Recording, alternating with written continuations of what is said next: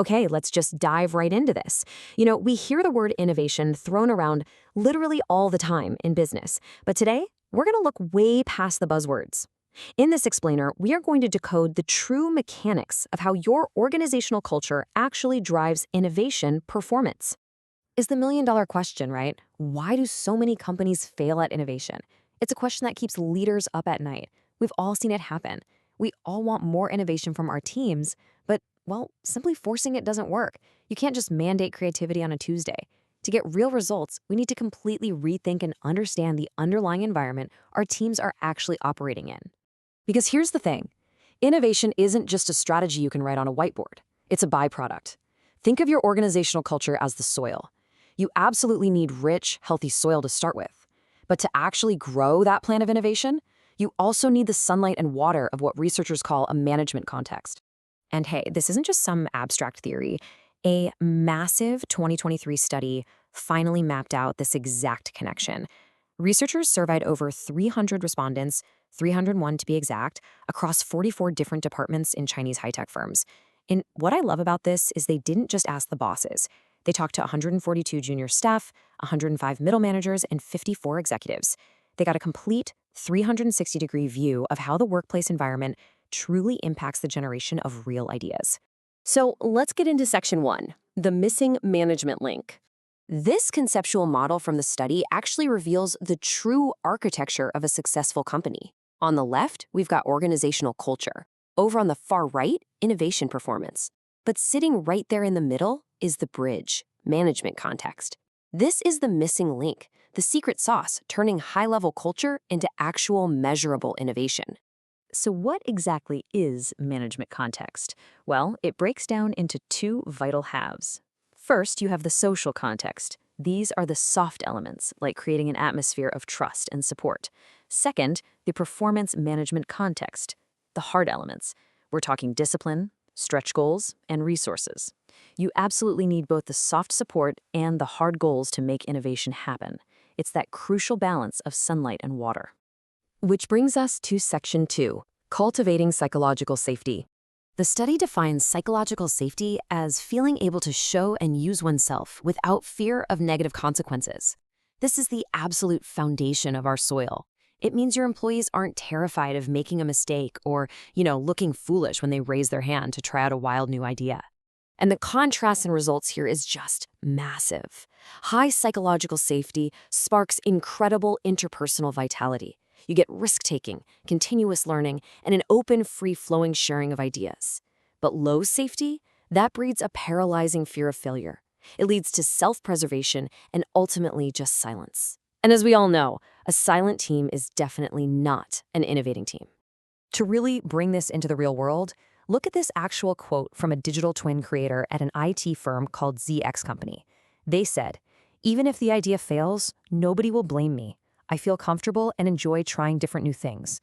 I mean, that perfectly captures it, right? A safe environment completely removes the perceived risks of innovation, allowing people to experiment and actually drive real business efficiency. Okay, moving on to section 3, the power of collectivism. Collectivism is the internalization of team norms and goals, promoting close interdependence and cooperation. Essentially, it enriches our soil by aligning an individual's ambitions directly with the team's overarching mission. When everyone is pulling the exact same rope, it significantly boosts loyalty and seamless collaboration. The day-to-day impact of this is huge.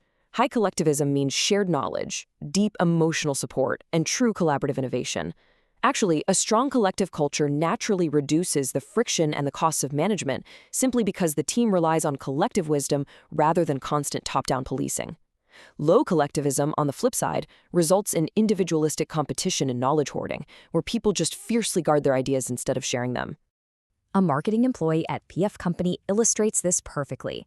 They said, "When we were working on the customer loyalty project, everybody contributed to make the idea better. 2 heads are better than 1. Just think about your own teams for a second.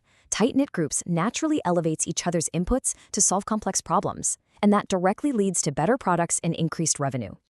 Now, let's look at section 4, the hierarchy track. So, power distance. This refers to the degree to which individuals accept power inequality within their organization.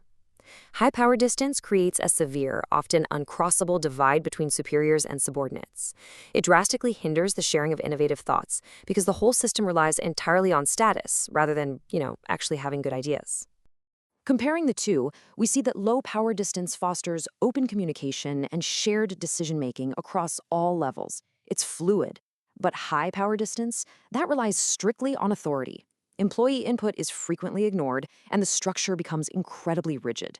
By concentrating all the decision-making rights at the very top, high power distance literally cuts off the flow of resources and motivation to the rest of the team. And the consequence of this is devastating. Look at this heartbreaking quote from an HR employee at KR Company, whose genuinely great idea to use AI for hiring was completely ignored. They stated, "I know that even if the idea is great, managers won't take it seriously because they rarely pay attention to our suggestions." Wow. This shows exactly how a rigid hierarchy acts as a toxin, killing initiative over time until people simply just stop trying. All right, bringing it all together in Section 5, Blueprint for Better Innovation. To guarantee your plant actually grows, you must actively engineer your soil and your management context using these exact evidence-based structural changes. First, promote fair evaluations to build an atmosphere of trust. Second, foster mutual respect to ensure everyone feels psychologically safe. Third, consciously flatten those hierarchies to reduce power distance. And fourth, actively encourage direct communication across all levels so the best ideas rise to the top, no matter who they come from. Ultimately, as we wrap up this explainer, you have to answer a critical question. Is your culture a catalyst, or is it a roadblock? You can't simply demand great ideas from your team. You have to build the right soil, sunlight, and water for them to survive. So take a hard look at your own organization tomorrow morning. Are you planting seeds, or are you just pouring concrete? Thanks so much for joining me, and I'll catch you on the next explainer.